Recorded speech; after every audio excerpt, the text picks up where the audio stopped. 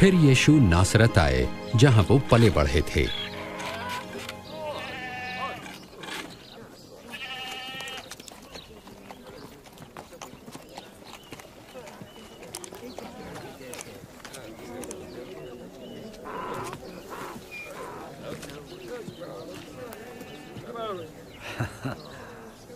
कैसी हो? अच्छी हूँ।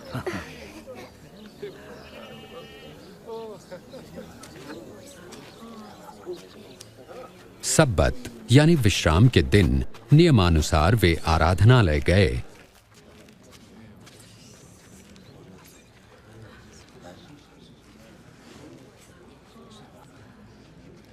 और उन्हें यशायाह भविष्यवक्ता की पुस्तक से एक भाग पढ़ने को कहा गया।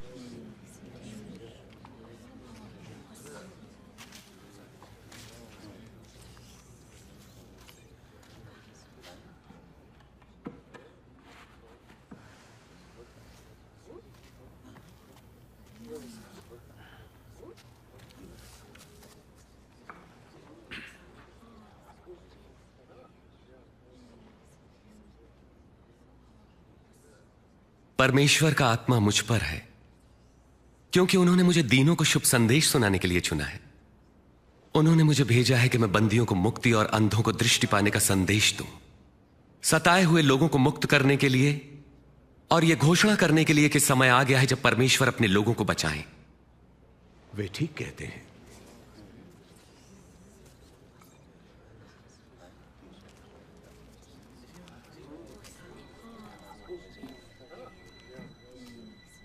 आज धर्मशास्त्र का यह लेख पूरा हुआ, जैसा तुमने अभी सुना। क्या परमेश्वर का वचन सच्चा ठहरा? यह प्रतिज्ञा तो केवल मसीह ही पूरा कर सकते हैं। हम कैसे जानेंगे? निसंदेह तुम मुझसे ये कहावत कहोगे, वैद्य स्वयं को चंगा करो। तुम मुझसे ये भी कहोगे, अपने शहर में भी वही करो जैसा हमने सुना आपने कफरनहूम में किया। मैं तुमसे कहता हूं कि कोई भी भविष्यवक्ता अपने शहर में सम्मान नहीं पाता। इस प्रकार यीशु ने अपना परिचय परमेश्वर द्वारा अभिषिक्त संसार के उद्धारकर्ता के रूप में दिया, परंतु यहूदियों ने उन्हें मसीहा स्वीकार नहीं किया। उन्हें लोगों ने पहाड़ी से गिराना चाहा, परंतु वो भीड़ से निकलकर अपनी राह चले गए।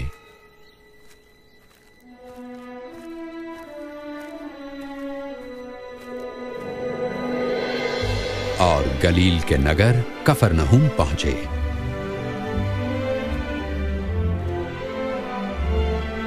उस समय देश रोमी साम्राज्य के अधीन था और लोग उनके अत्याचार से छुटकारा पाने के लिए मसीहा की प्रतीक्षा में थे।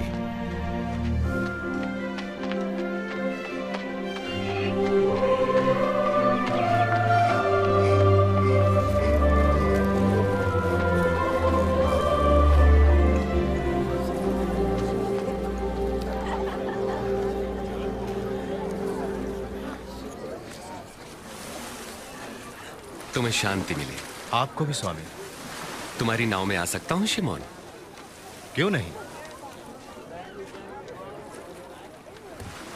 यीशु हमें छोड़कर नहीं जा रहे ना? स्वामी हमें कुछ बताइए। हमें कुछ बताएं। प्रभु यीशु हमें उपदेश दें।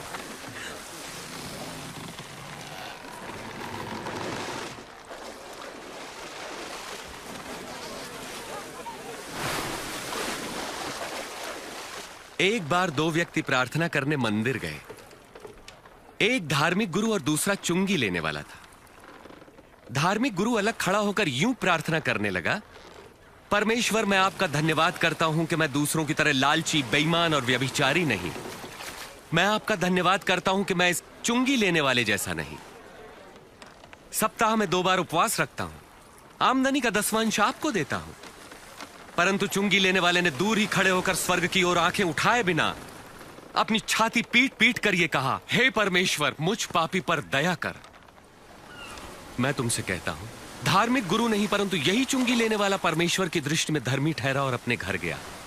जो अपने आप को बड़ा मानेगा वो छोटा किया जाएगा, परंतु जो अपने आप को छोटा मानेगा वो बड़ा किया जाएगा।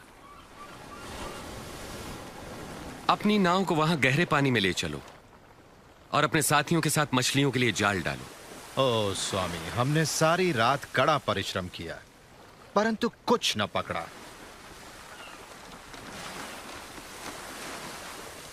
यदि आप कहते हैं तो मैं जाल डाले देता हूं। याकूब, यूहन्ना,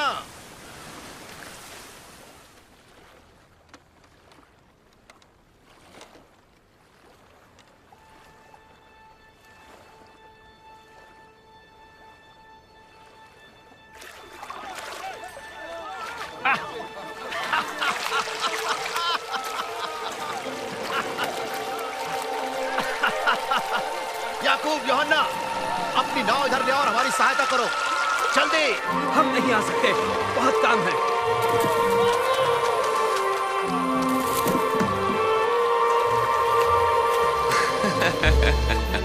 बस काफी है।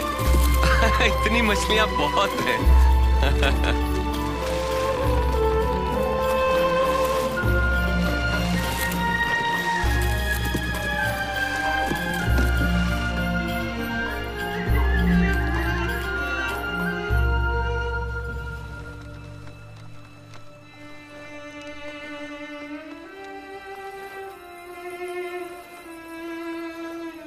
प्रभु, मेरे पास से चले जाइए, मैं एक पापी मनुष्य हूं। तुम डरो मत, अब से तुम लोगों को मेरे पास लाओगे।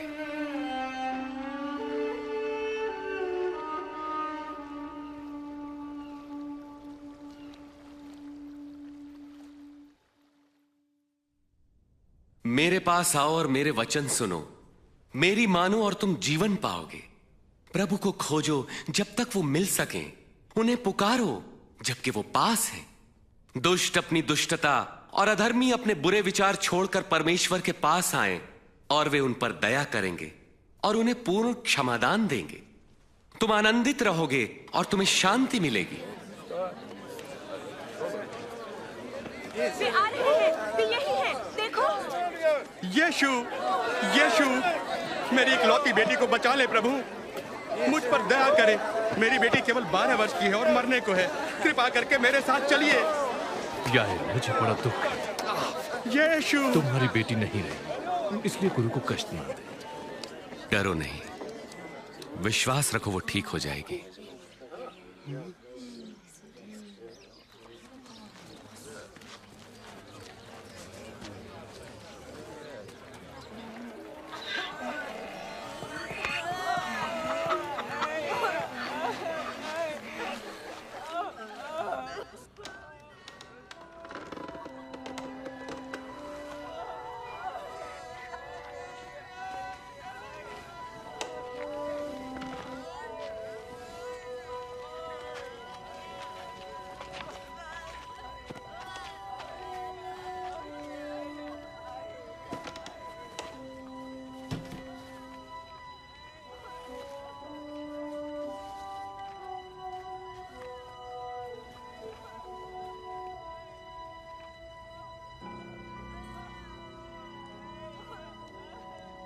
तुम रो मत, वो मरी नहीं है, वो तो बस सो रही है।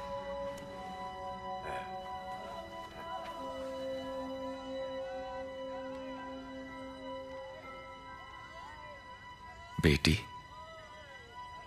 उठो।